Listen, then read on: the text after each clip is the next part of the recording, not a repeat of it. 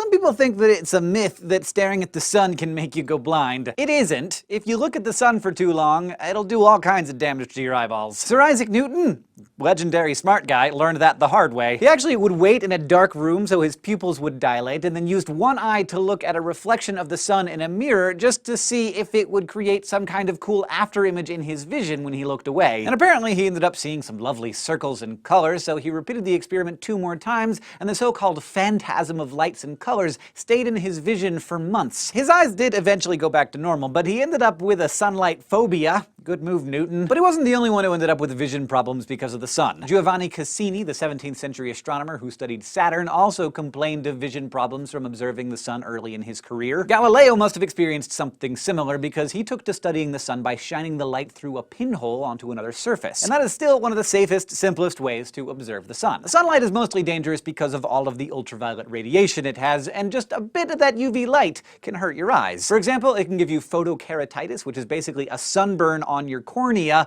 the outermost layer of your eye. It causes blisters, pain, and inflammation, not things that you want happening to your eyeballs. Luckily, like regular sunburns, it's usually temporary unless you get a really bad one. Unfortunately, the damage doesn't stop at the top layer. Unlike your skin, your cornea is transparent and allows some of the UV light, called UVA radiation, to pass into other parts of your eye, and it can damage each of them in different ways. After passing through your cornea, UVA light hits the lens, which bends and focuses light. Over time, repeated UV damage to the lens can cause cataracts, invasive tissue growths that make vision cloudy, and eventually blindness. Once it goes through your lens, which is also transparent, the UV light hits your retina, the structure at the back of your eye that transmits images to your brain. Normally, light stimulates the retina, which is basically a cluster of sensitive cells, to release signaling chemicals. But when those cells are overstimulated, like if you're looking directly at the sun, they put out way too much of that stuff. The signaling chemicals can actually damage the surrounding tissues, resulting in blurry, dark, or even lost vision, and that can be permanent. It's called solar retinopathy, and it's probably what Newton got. After a while, UV light also tends to permanently damage a smaller part right in the middle of the retina called the macula. Along with some other things, it's responsible for the detail you can see right in the center of your field of vision. When bright light makes the pupils contract, any light that still enters the eye hits the macula. Over time, that can lead to macular degeneration, which causes blind spots in the center of the field of vision. Like cataracts, macular degeneration can come from UV damage over time. Since we live in a world lit by sun, the most you can really do is wear UV-rated sunglasses and avoid looking at anything too bright. But also, in general, just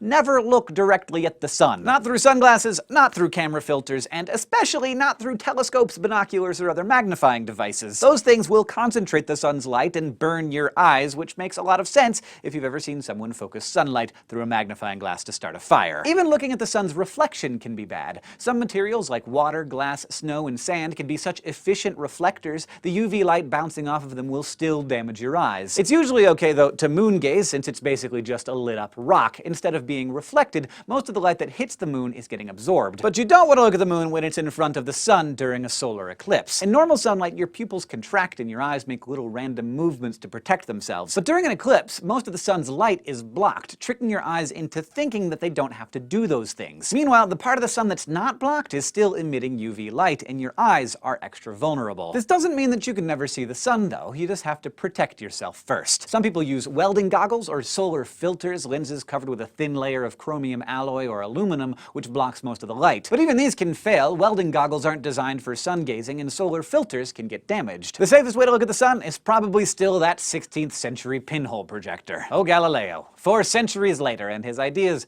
are still helping us out. Thanks for watching this episode of SciShow Space, which was brought to you by our amazing patrons on Patreon. Thank you so much to you people. If you want to be one of those people that I just thanked, you can go to patreon.com/scishow.